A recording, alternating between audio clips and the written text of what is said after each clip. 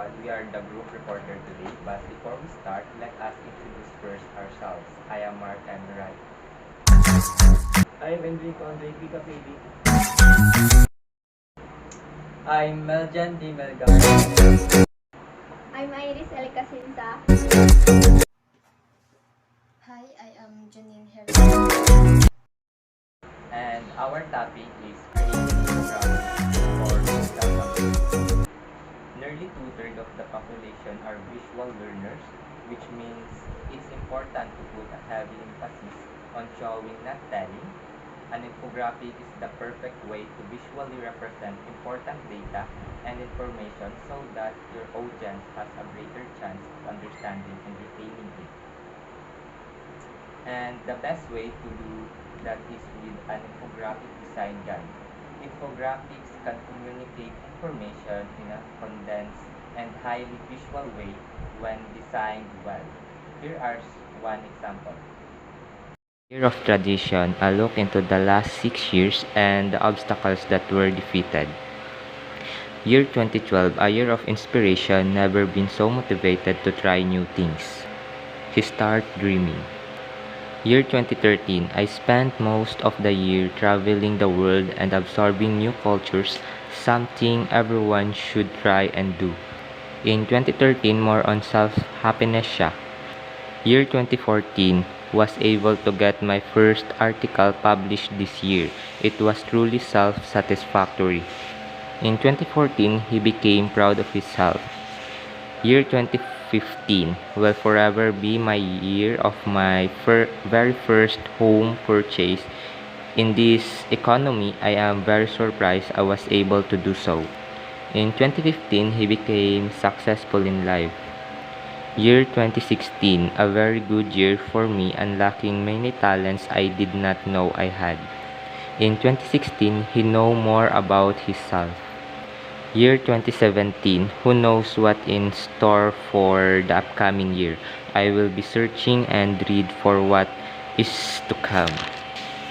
In 2017, he is so motivated. The problem is that for every well-made infographic published, there are a handful of poorly produced infographic designs circling the web. Poorly designed infographics can skew and obscure information rather than make it easier to understand. Plan your infographic design. Find a story. In every set of data, there's a story before you begin designing your infographic. Think of the story you are trying to tell. The angle you choose will help you to determine which information to include. For example, this infographic design tells the story of completing a project from start to finish. Timeline. Here we have 9 steps and work in 7 weeks to complete the project from the start to finish. Step 1 in first week. Initial client consult. Here we review terms and sign contract with client, present project timeline and clarify scope. Step 2 in first week to second week. Project design inquiry. Here we meeting with client at the project site. We discuss preferred styles, aesthetics and needs. Photograph and measures. Step 3 in third week. Initial design concept. Meeting at the Red Pill Studio, bath and kitchen, present layout or present colors, fabrics, decor, and furnishings. Step 4 in fourth week. Here release design for bid. Release bid for contractors using several online platforms. Provide 1 week for bids.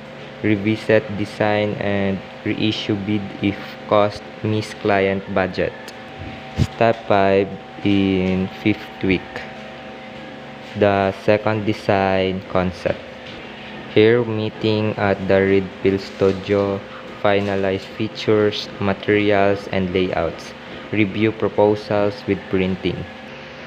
Step 6 sites, presentations, and Step 6 and Step 7, sales presentation and proposals, purchasing of materials in week 6. Here we finalize contractions of choice, determine deposit amount, clarify scope of work and review final details, purchase materials, drop off materials on site, and notify contractors.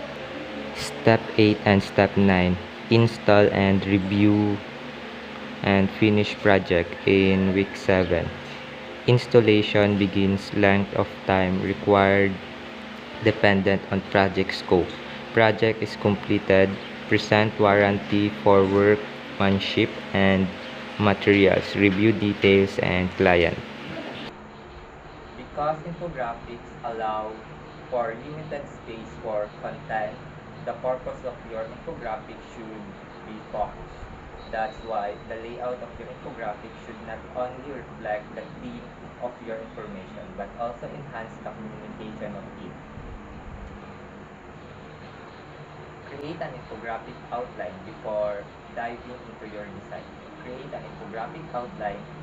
In your outline, include your headers, data, and any design details you don't want to forget.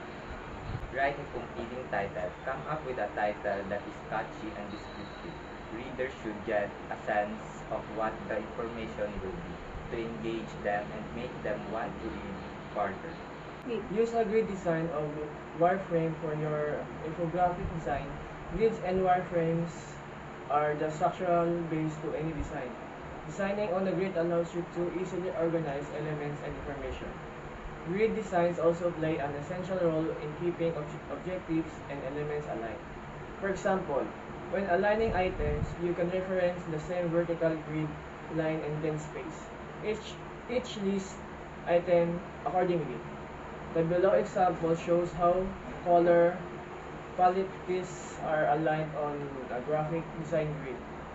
The Venngage editor also has the option of using smart guides which help align items for you automatically without using a grid design tool. For your infographic design, use a grid design system to create margins. It's good practice to keep enough space in between your elements and the edge of your canvas to avoid visual tensions.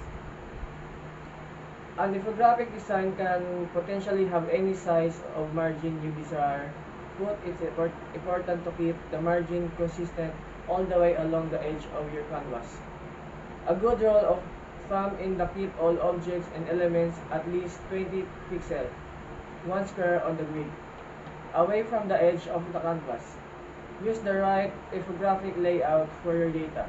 For example, you could use one column layout for minimal infographic or create list infographic by splitting the layout into 2 columns like this example. Here's an example of 2-column infographic design.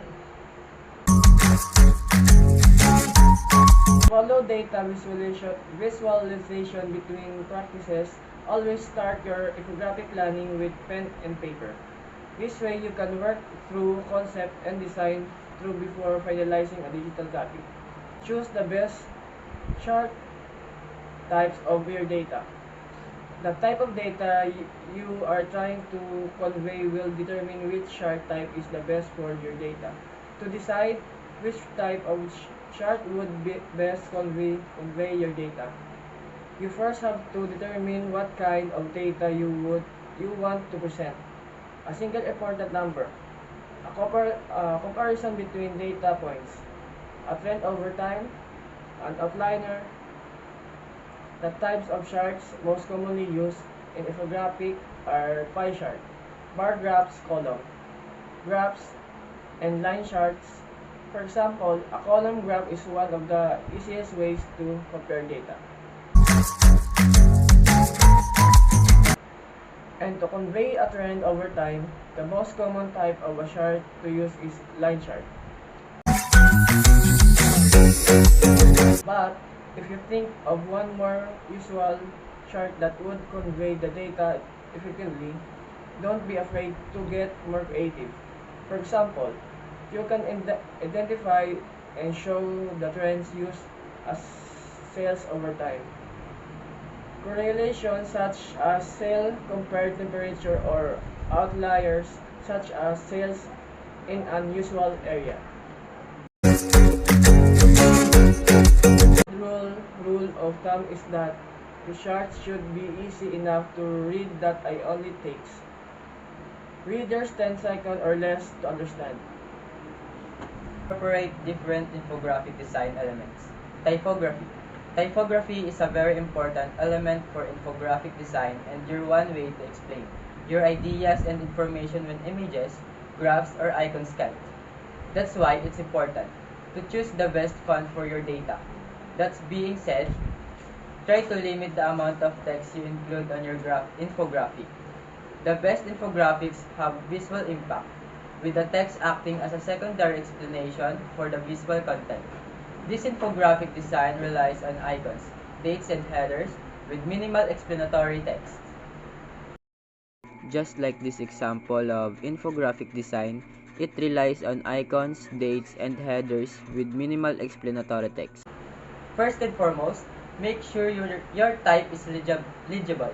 In most cases, avoid decorative or script type as it tends to be hard to read.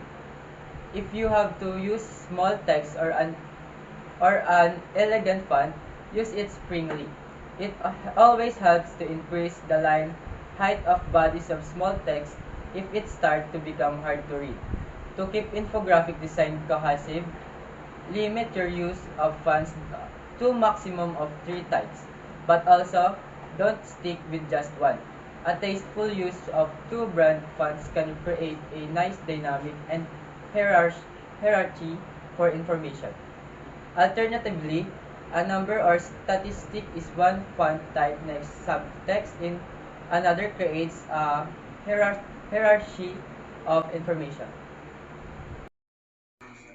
As you can see in this example, a number in one font type, next subtext in another to create different level importance of information. Use photography in your infographic design. The use of photography can be tricky if there is not a photographer available to take the shots of exactly what you need. Be sure that the photos you use have a consistent style and lighting. Try to pick photos with the same lighting effects, some backdrops, some amount of dark areas, etc. It's important to stick to a certain style as images that clearly don't fit the set will distract from the information being communicated. If you're going for a simple modern use of photography, use only images with flat color backdrops. If you're going for neutral newspaper approach, use only black and white images. White that take up majority of space in your infographic, which can distract from information.